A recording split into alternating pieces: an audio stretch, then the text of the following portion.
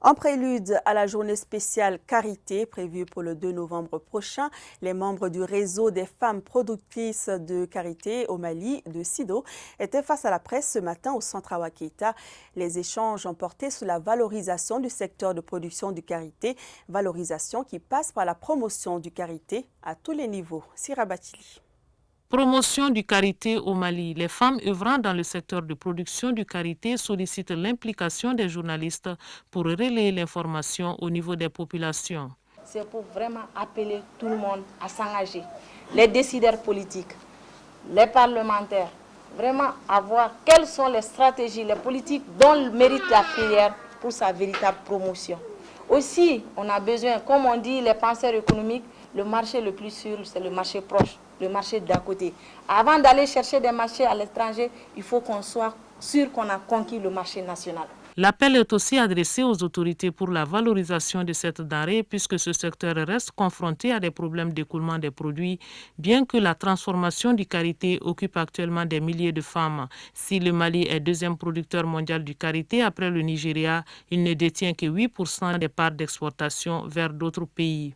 Pour ce qui est du marché national, c'est vrai que nous en avons déjà fait beaucoup, mais l'occasion est donnée surtout à la SECO de Bamako pour convaincre les Maliens de la qualité du karité que nous produisons. Pour ce qui est du marché international, nous sommes en rapport aussi avec l'ensemble des acteurs. Des suggestions par rapport à la préservation de l'environnement et aux stratégies de communication ont suivi ces différents exposés. C'est le moment d'aller ensemble faire nos emplettes à la SECO 2008. La journée de ce dimanche 2 novembre a été spécialement consacrée au karité et pour l'occasion, une vingtaine d'associations et de coopératives œuvrant dans ce secteur se sont retrouvées au parc des expositions de Bamako. L'objectif de la journée est la promotion du karité pour le rendre plus profitable à l'économie malienne. Sera Bachili. Pour cette journée spéciale karité, la mobilisation était grande ce dimanche au parc des expositions de Bamako.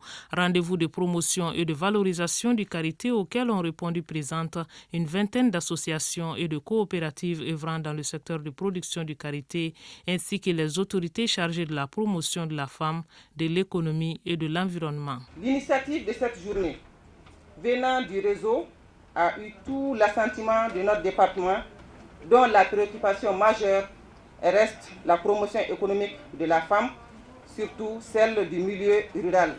La promotion économique, qui, on a l'habitude de le dire, détermine tout le reste. Aujourd'hui, la filière karité connaît de plus en plus la présence des hommes. Mais en venant dans ce secteur, les hommes viennent avec des stratégies que les femmes ne maîtrisent pas et on voudrait les inviter à tout partager avec nous.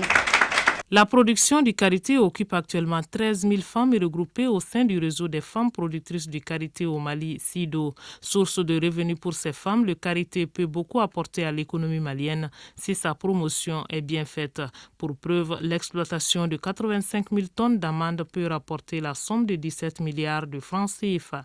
Je viens de faire une proposition aux productrices de karité. Elles sont au nombre de 13 000.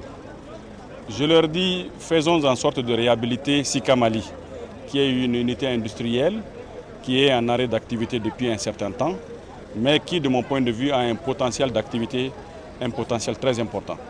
Si chaque productrice met dans le capital de la nouvelle société que nous allons créer 100 000 francs, ça nous fait un capital de l'ordre de 1,3 milliard.